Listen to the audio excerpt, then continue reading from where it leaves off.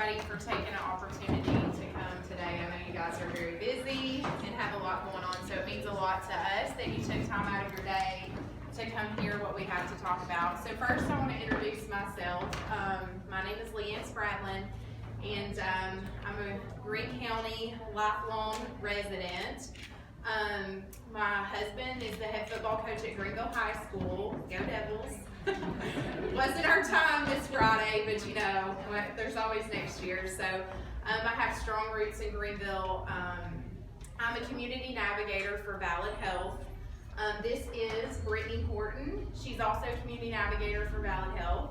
So I wanted to introduce her. She's a Hawkins County resident, and will be doing a lot of things for us in Hawkins County and Hamlin County, so I definitely wanted to introduce her.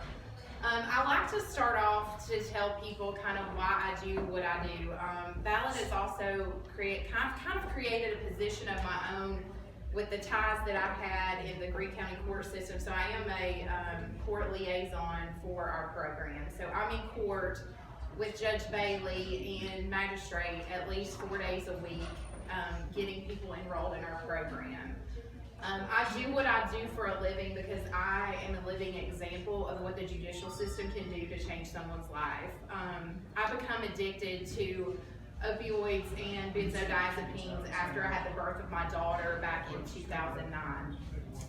It happened very quickly. They were my own prescriptions. I had never had any addiction issues in my entire life, and I quickly become addicted. That led me down a road of getting pulled over for DUI 3 different times in my county. You know, my husband being a coach, I was front page news. It was very embarrassing to my family, very embarrassing to myself, but because I always have willingness to change, the judicial system gave me an opportunity to do for myself what I wasn't willing to do at the time. You know, I tried a 30-day treatment, I tried a 3-month treatment, and my last treatment was 14 months long. Had it not been for the district attorney's office and my personal attorney, I would have not had that opportunity or taken that opportunity to get the help that I needed. So I spent 14 months away from my husband, my children. I don't say this in every setting, but my parents spent $115,000 on my last treatment. That was over a year long, and I know that everybody in this population doesn't have that luxury or benefit to have family members that can fork money over for treatment. So what Ballad has realized is longevity in treatment instead of short stints in treatment is what's effective. So that's why our program is steered to be up to 24 months long. That doesn't mean that everyone sentenced or in our program will be in there 24 months, but they can be. So we have realized the longevity, because this is not a sprint, it's a marathon, and we realize that. So what I did is I put some packets together, so I'm going to go through our program, tell you what counties we serve and how we can best serve the community here. Before I came, I looked at our court referrals basically from just Greene County, and I've only been sitting in court around 4 to 5 months, and I've received over 100 referrals from Greene County alone. That is Judge Bailey recognizing a need. When he is on the bench, he'll actually ask an offender, do you have children under the age of 18? So he is actually asking those questions so he can appropriately refer to us. So the counties that we serve are on the second page of your slide. So we serve Carter, Cock, Greene, Hamlin, Hancock, Hawkins, Johnson, Sullivan, Unicoi, and Washington. So we realize that that's a big coverage area, and we don't have somebody sitting in court, 4 days a week in each one of those counties. So it's important that we can educate each individual county on what we can and cannot do. So we are funded by a TANF grant through the Department of Human Services. We received a $7 million grant, and we formed Strong Futures. And what we are an outpatient treatment facility it initially started that we only served moms, but we now got that extended. We serve fathers too. So we serve moms and dads. They have to be over the age of 18 to be in our program, so we can't serve teen moms or teen dads. The parent actually has to be over the age of 18, and they have to have children 18 and under to be in our program. And those restrictions are put on us through the state because we're under the grant. We hope to one day be out from under the grant. We can kind of create our own parameters, but we are tied to those parameters of being a parent, a mom or dad, and having children under the age of 18. So what happens when a mom or dad comes to our program? They are put through an assessment. And this is why Judge Bailey is really grasped onto sentencing to our program, because he knows that we do an ACEs assessment up front. And if that offender or mom or dad needs inpatient, we are going to send them to inpatient first, right? So I would say 50% or more of our intakes end up having to do a 28-day program prior to being in our program. So when he sentences to our program, they have to follow recommendations. Recommendation is for that offender to do an inpatient treatment facility and come back to us. And that has been very successful because we want to set people up for success, and sometimes coming straight from jail or the streets to an outpatient environment is just too difficult, too much freedom. They're still living at home, things like that. So we do make a lot of inpatient referrals. They come back to us, and each mom or dad has a treatment team that consists of their own therapist, their own community navigator, that's someone with lived experience that can walk that journey with them. They get their own case manager to help. A lot of our moms are under DCS, trying to get their children back. So we have a case manager that's navigating resources, whether that's food. We've had people come to us that literally had no food for themselves or their children. So we're meeting those needs for them as well. We also have our psychiatrist in our office that's also an addictionologist. So we can do that mental health med management for the moms and dads. Obviously, we're not prescribing any narcotics, it's all non-narcotic, but we're able to meet the mental health needs too. So, we're super proud to have that in our facility. We're also in the process of hiring a nurse practitioner to fill in the gaps when the psychiatrist is not there, because she's only there a couple days a week, because she also is running another treatment center for Ballad Health. So our moms have a well-rounded care when they come to us. We put them through, they're usually there 3 to 4 days a week. Each parent that's put in our program has to complete certain steps. They have to complete parenting courses, and we have MRT. I don't know if anybody in here is familiar. That's a program a lot of times taught in jail is the more recognition therapy. We put each mom through that, and that's a 6 months process to complete and get your MRT certificate. We do RAP therapy. We do AA-NA meetings with our moms. We're doing Narcan training with our moms. We're doing wellness classes, so health and wellness, financial wellness. We have people coming in teaching these moms how to cook nutritious meals for their kids, because obviously they haven't been taking care of themselves, let alone their children during this process, and we want to teach them, all the ways to take care of their families. So that's just kind of a summary of what they're doing in our program.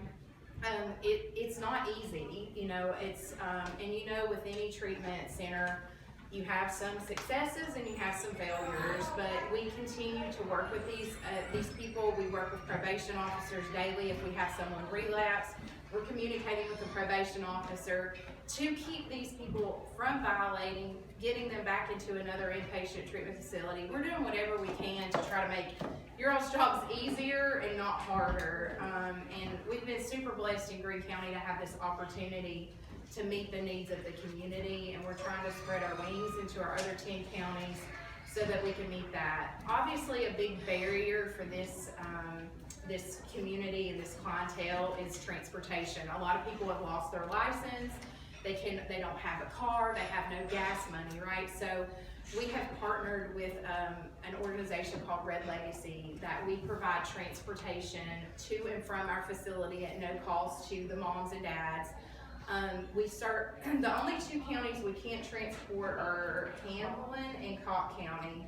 If the mom or dad can get to the Hawkins County line, we can pick them up. We also have gas vouchers, so if they do have transportation, we can provide gas vouchers for these, the families.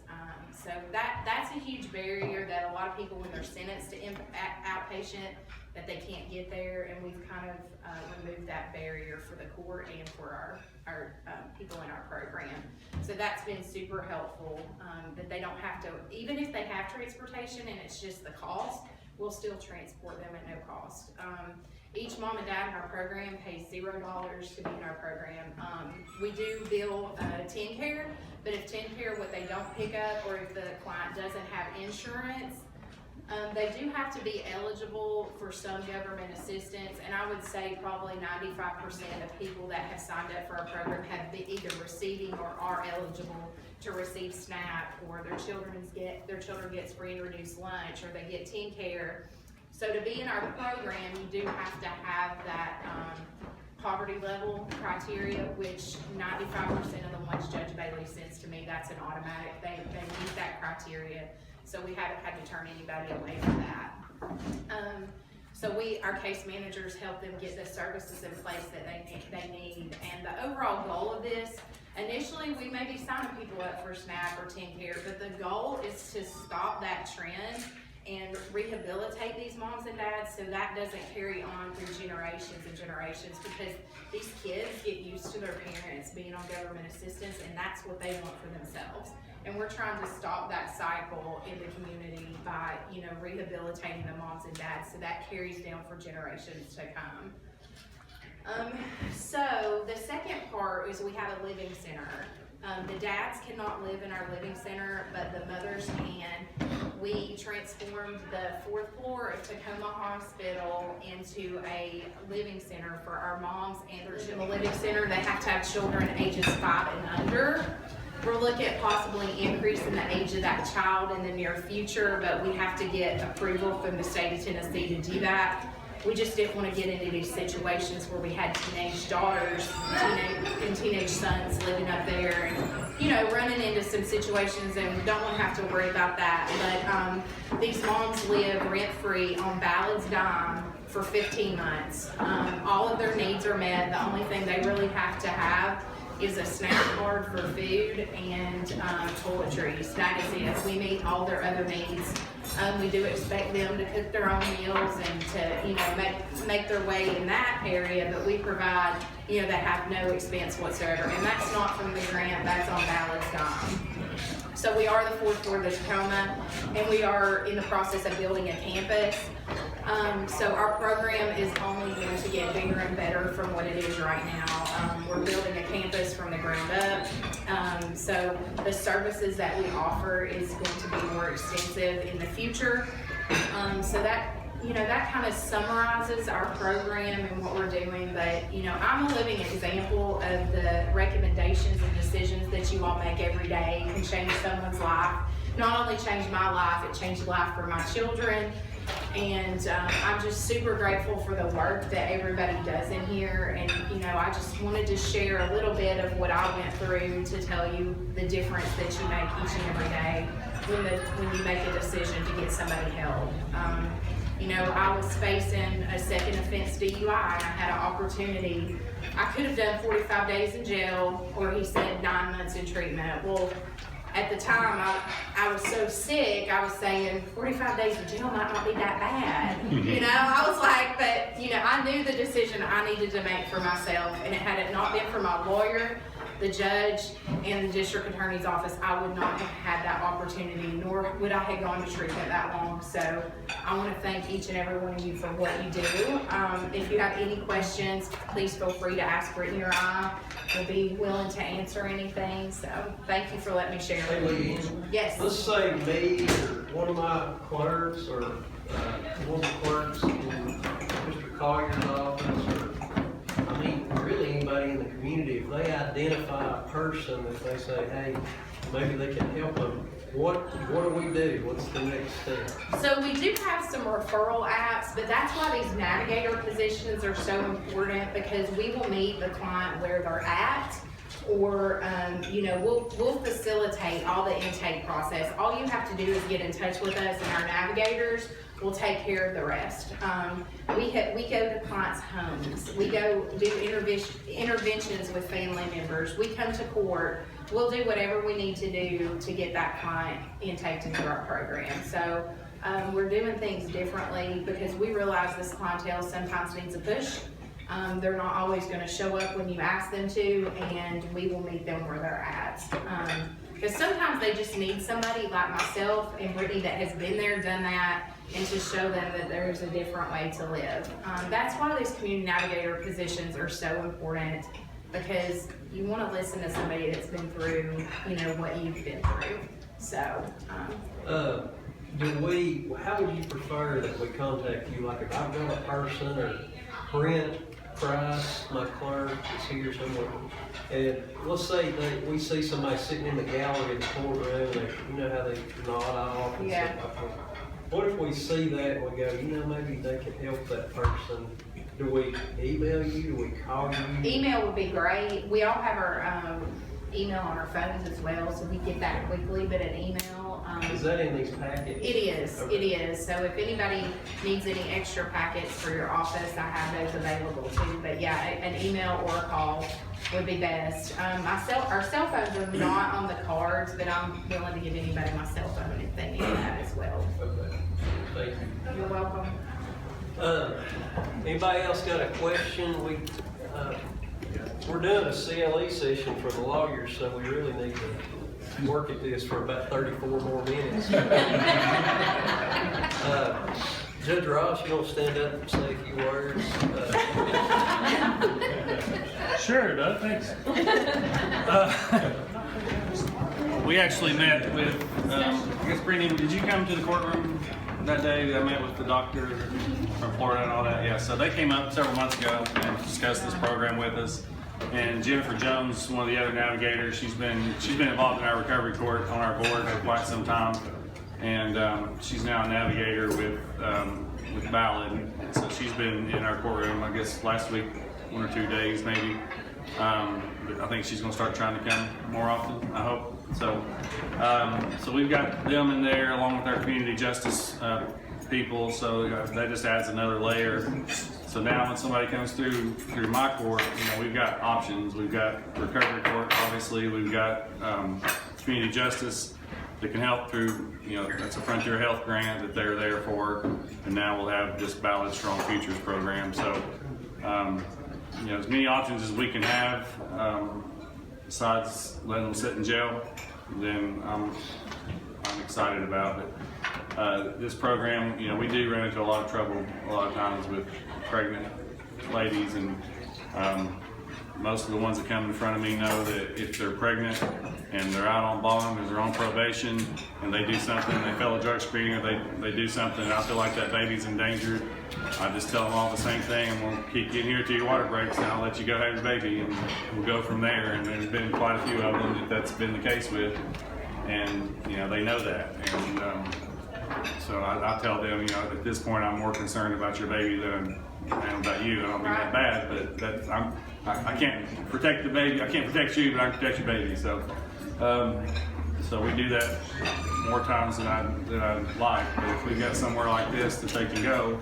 and I know they're going to be safe, then maybe they can spend the last few months of their pregnancy in a facility versus in jail. So, so we're always looking for things like that. And there are a few programs throughout the state where they can go and even stay there with their babies once they come, but those are harder to get into and fewer and far between, it seems like. So,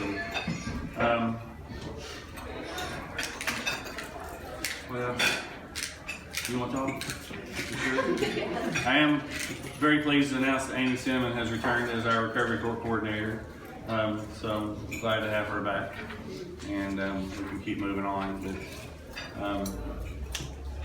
Thank you. I appreciate it. Judge Boyd. Thanks. I've got to put food in my mouth. And did you not get that text when I said you were going to be speaking? No, I didn't. Thanks. I think you need to user error on your phone. You need to let your wife start doing your PR for you. Yeah. No, but doing what I do, of course, a lot of the folks that Judge Ross sees, I see too, but we've already, I think, made some referrals to Strong Futures, several, I think. So I think you're already working with some of the parents that are coming through juvenile court here too. Probably not as many as we would like, but we'll start making those referrals too. But this program is proving very beneficial from what we see facing the families and these parents. And I'm glad to see here that you're starting to work with fathers too, because they need it as much as the moms. But it's proving very beneficial. We're seeing some good results with what's going on. So we thank you very much. So something else I didn't point out is the moms and dads do not have to have custody of their children to be in our program. A lot of them have lost custody. Their rights cannot be terminated, which we are finding 95% of the ones that don't have custody, they're not terminated. So, but that is an important point that the state has put on us, is that they don't have to have custody of these children. And we help, try to reunify these families if it is in the best interest of what needs to be done. So, you're welcome.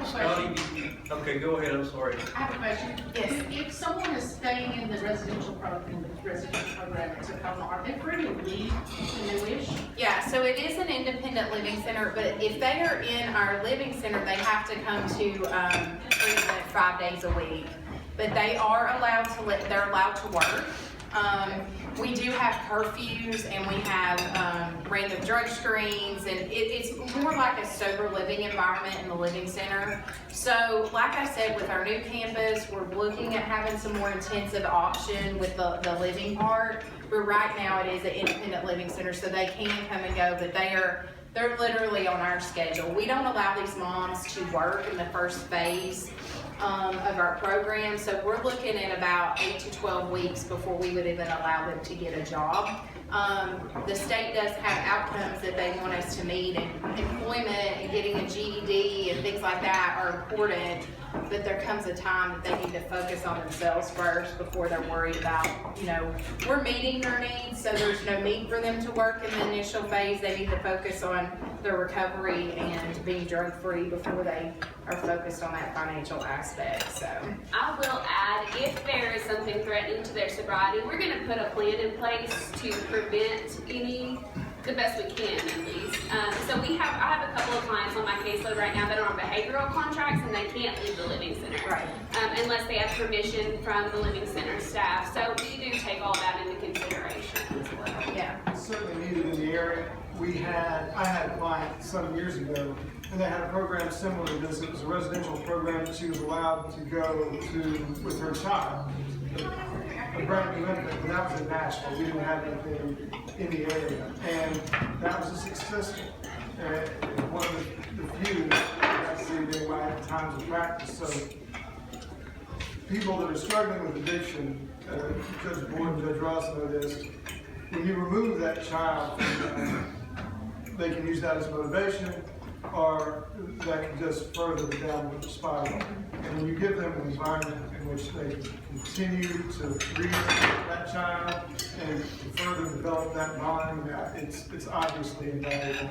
And I'm just so happy that you all are here, that we have something to reach out. Suzanne, I'm sorry, go I ahead. have another question. Yes, ma'am. What kind of, But through our grant, we have daycare vouchers. So we are able to put that child in daycare so the mom can get the help she needs. That's also an issue. They can't afford daycare. And we have a way, so we do not have many moms bringing their children with them, but if they're infants and are not in daycare yet, we do allow that. Some places won't let you bring your child in, so they can't get the services they need, but our goal is to get that child in daycare and get them interacting with other kids and to feel as normal as they can, as quickly as they can. So, and we are able through our grant to cover that expense for a period of time. what I really was talking about is the residential, the parents bringing the kids, and the other parent is yapping away saying, I don't want my kid locked up in a place like that with his mama. What do you tell that other parent as to what condition their child is in? Yeah, I mean, and I would love for, there's a video online, through WJHL and WCYB that did, that came and recorded our living center. It is state of the art. We put millions of dollars in this, and it's the most beautiful thing that you could ever imagine that these kids and these families are living in. It's absolutely state of the art. It's beautiful. And the children living there are 5 and under. So what we hope, we wanted to show these moms what they need to strive for, because some of the places that you can take your kids and be in a treatment center are not that nice. And we want to show these moms that this is what they need to strive to work for to provide for their children. So far we haven't had any issues with like, with the kids. You know, we had how old was Lauren? He was a little over a year old. A year old. We had him living with us. She has since moved on. But it was a wonderful experience for that child. That child was living in an RV with no water and no electricity prior to coming to our center. And so, you know, we hope to make a huge difference, not only for the moms, but the children. So.